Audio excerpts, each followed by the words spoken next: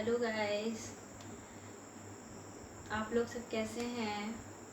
ये कुछ बताना चाह रहे हैं प्रोफेसर साहब, किसी चीज़ पे टॉपिक, मतलब कुछ बताना चाह रहे हैं आप नमस्कार। एक बार फिर मैं आपके समक्ष एक महत्वपूर्ण विषय लेकर आया हूँ। समाजीकरण क्या है?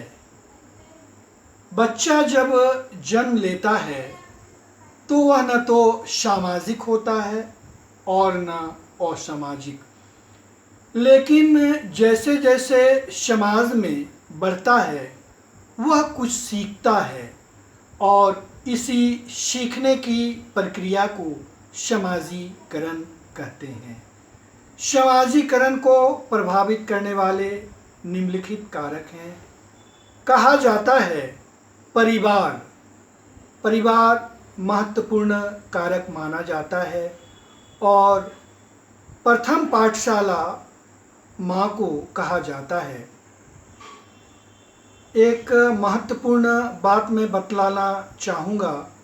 जब अभिमन्यु अपने माँ के गर्भ में था तो वह चक्रव्यूह को तोड़ने की प्रक्रिया को सीख गया था। कहा जाता है कि जन्म से पूर्व ही बच्चा सीखता है, जैसा कि अभिमन्यु के बारे में कहा जाता है। और अगर कोई गर्भवती महिला होती है तो उसे गीता का पाठ, रामायण का पाठ सिखाना चाहिए, क्योंकि अगर बच्चा जब जन्म लेता है तो वही कारक प्रभावित करता है। इसलिए गीता का पाठ, महाभारत का पाठ, रामायण का पाठ सिखाना चाहिए।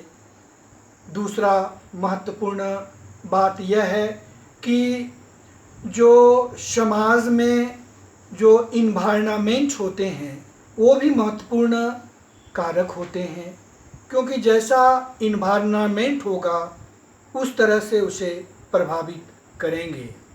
अगर किसी परिवार में या इन्वायरमेंट में अगर इन्वायरमेंट अच्छा होगा तो बच्चा वही सीखता है। इस तरह से कहा जा सकता है कि यह एक महत्वपूर्ण विषय है और यह जीवन पर्यंत चलता है। सीखने की प्रक्रिया जीवन पर्यंत चलता है। इस तरह से कहा जा सकता है कि समाजीकरण एक महत्वपूर्ण प्रक्रिया माना जाता है और हमें ऐसे वातावरण का निर्माण करना चाहिए जिससे कि उस बच्चे का भविष्य महत्वपूर्ण हो सके।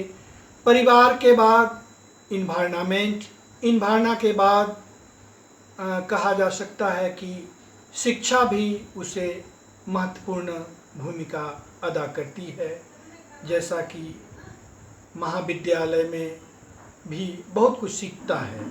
बहुत बहुत धन्यवाद।